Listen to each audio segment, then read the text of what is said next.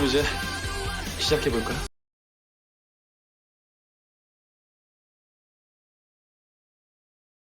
Setelah datang ke persidangan sekolah, Haesung membongkar semua kebusukan Tae-soo bahwa dia adalah anggota VIP situs judi ilegal yang dikelola Gu Sang-tae. Dongmin juga akhirnya bersaksi bahwa Tae-soo yang memintanya untuk bohong dan memanipulasi seakan Haesung yang membulinya. Dongmin melakukan itu soalnya tidak punya pilihan, dia ingin melindungi neneknya. Kemudian Haesung memberikan flash disk kepada Ibu Oh, bukti bahwa Tae-soo yang membawa KTP orang lain kepada Gu Sang-tae. Tae-soo berhutang banyak kepada Gu Sang-tae karena dia selalu kalah dalam permainan judi. Untuk membayar hutangnya, Tae-soo membawakan KTP anggota baru. Selama ini Tae-soo membuli orang yang lebih lemah, lalu dia mengambil KTP mereka untuk membayar hutang. Melihat fakta di depan mata, Tae-soo sangat emosi lalu memukul Haesung. Haesung kemudian membalasnya. Ayah Tae-soo tidak terima dan akan memukul Haesung, tapi Ibu Oh menghentikannya lalu membantingnya. Dengan semua yang telah terjadi, pimpinan Myeongju memutuskan untuk mengeluarkan Tae-soo dari sekolah, mengingat akan menjadi masalah jika publik tahu bahwa salah satu siswa SMA Byongmun kecanduan judol dan juga pelaku bully. Ayah Tae-soo memohon supaya anaknya tetap di sekolah ini, tapi keputusan sudah bulat dan tidak bisa diganggu gugat. Kemudian ayah Tae-soo mengungkit bahwa dialah yang memberikan izin proyek kota pendidikan. Bahkan Myeongju juga hutang ratusan juta dolar kepadanya.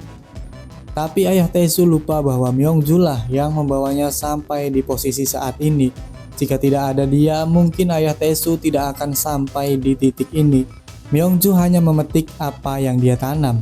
Di sisi lain, Dongmin menceritakan kisah hantu kedua. Dulu ada siswi bernama Eun-sok yang selalu mendapat peringkat 1. Dia selalu menjadi kebanggaan temannya. Tapi ada satu orang yang tidak menyukai keberhasilan itu. Dia adalah siswi yang selalu mendapat peringkat 2. Baginya, Eun-sok adalah sebuah ancaman. Selagi ada Eun-sok di kelasnya, maka dia akan selalu mendapat peringkat 2. Hingga akhirnya siswi itu mendorong Eun-sok dari atap hingga membuatnya meninggal. Kematian Eun-sok akan membuatnya menjadi peringkat pertama. Ketika siswi itu belajar di sekolah tengah malam, jam dinding berbunyi tepat jam 12, diikuti dengan suara rintihan gadis dan juga ketukan pintu. Siswi itu ketakutan dan langsung pergi ke dalam toilet. Namun di sanalah dia melihat hantu Eun-sok dengan mata merah menyala. Itulah cerita kedua, dan masih ada 2 cerita lainnya. Tapi sayangnya cerita keempat tidak ada yang tahu. Dongmin sudah menjelajahi internet dan tidak menemukan cerita hantu keempat di sekolah itu. Tapi sayangnya cerita keempat tidak ada yang tahu. Dongmin sudah menjelajahi internet dan tidak menemukan cerita hantu keempat di sekolah tersebut. Selagi cerita, agen Bin yang saat ini pindah di toko bernama Quiznos sebagai markasnya menyajikan makanan kepada Dongmin. Haesung mengaku kepadanya bahwa dia bekerja paruh waktu di situ. Quiznos adalah toko yang menyajikan pizza, roti, burger, dan lainnya. Saat pulang dari sana, Dongmin sangat senang soalnya memiliki teman seperti Haesung. Sementara itu, Yujung sebagai teman Yena seperti hanya dimanfaatkan saja. Dia membawakan semua belanjaan Yena. Yena meminta Yujung untuk belanja, tapi Yujung mengatakan bahwa dia tidak butuh apapun. Ketika anggota OSIS makan dan minum bersama pun, Yujung yang membereskan semua itu. Di lain waktu, Wakepsek memilih Ibu Oh sebagai guru penasihat OSIS. Yang lain tidak mau menjadi penasihat OSIS, soalnya tidak bisa dinasehati. Semua keputusan ada di tangan ketua OSIS. Setelah itu, Haesung mendatangi kembali jam kakek, tapi jam itu tidak bisa dibuka. Lalu Yujung datang untuk menempelkan pemberitahuan lowongan OSIS. Di saat itu juga, Haesung melihat jam di foto yang tertempel di papan. Dia langsung bertanya mengenai jam itu kepada Yujung, dan ternyata jam dinding itu disebut dengan jam kembar. Yang satunya lagi ada di ruangan OSIS. Haesung lalu pergi ke ruangan OSIS, tapi pintunya dikunci dan hanya bisa diakses oleh anggota OSIS. Lalu tiba-tiba saja Yena keluar dari ruangan itu. Haesung awalnya ingin melihat jam dinding di ruangan itu, tapi sayangnya hanya anggota OSIS yang boleh masuk ke sana.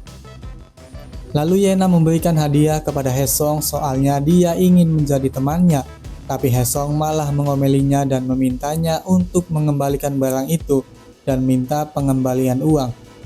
Walaupun ibu Yena pimpinan sekolah, tapi Haesung memintanya untuk tidak boros. Haesung lalu menanyakan bagaimana cara untuk gabung menjadi anggota OSIS. Yena memintanya untuk menanyakan hal itu kepada wali kelas. Lalu Ibu Oh pun menjelaskan bahwa Haesung harus mendapat peringkat 10 atau di atasnya. Lalu kumpulkan tanda tangan dari 100 siswa dan yang paling penting adalah keputusan ketua OSIS. Haesung mendapatkan tanda tangan pertama dari Dongmin, masih kurang 99 lagi. Lalu tiba-tiba saja datang dua anak buah Taesu. Dia adalah Bomsik dan juga Yunchol yang ingin menandatangani formulir milik Haesung. Setelah Taesu dikeluarkan, mereka berdua meminta maaf kepada Dongmin untuk menebus kesalahannya. Bomsik dan juga Yunchol meminta Dongmin untuk memukulnya. Kemudian Dongmin memukulnya hanya 1 kali saja dan mereka pun akhirnya berteman. Bomsik dan Yunchol lalu mulai membagikan formulir untuk ditandatangani. Namun mereka semua mengabaikannya. Setelah Taesu tidak ada, mereka bukanlah siapa-siapa. Mengumpulkan tanda tangan tidaklah mudah. Yang paling sulit adalah Haesung harus masuk peringkat 10 dalam ujian tengah semester. Dan saat dicoba, nilainya tidak ada yang meyakinkan. Padahal 1 minggu lagi UTS akan segera dimulai. Untuk mendapatkan 100 tanda tangan, inilah kampanye yang dilakukan oleh agen BIN. Memberikan roti untuk siswa yang lewat dan juga melakukan dance di pinggir jalan. Sementara itu Yujung marah kepada Haesung. Dia tidak ingin Haesung menjadi anggota OSIS. Di sisi lain, Yena sangat tertekan menjadi putri dari pimpinan sekolah. Bagaimana tidak, dia diminta untuk tetap belajar mati-matian untuk mempertahankan peringkat pertama. Bahkan ketika Yena cuma memiliki waktu 4 jam untuk tidur, ibunya mengomelinya karena selalu saja tidur. Ibunya juga memberikan obat untuk membuatnya tetap fokus dan juga terjaga. Bahkan Yena juga diminta meminum obatnya saat itu juga. Sementara itu Haesung mengalami masalah, soalnya dia dipanggil pemerintah untuk menjalani latihan pasukan cadangan. Dia meminta izin kepada Ibu Oh dengan alasan sedang sakit flu.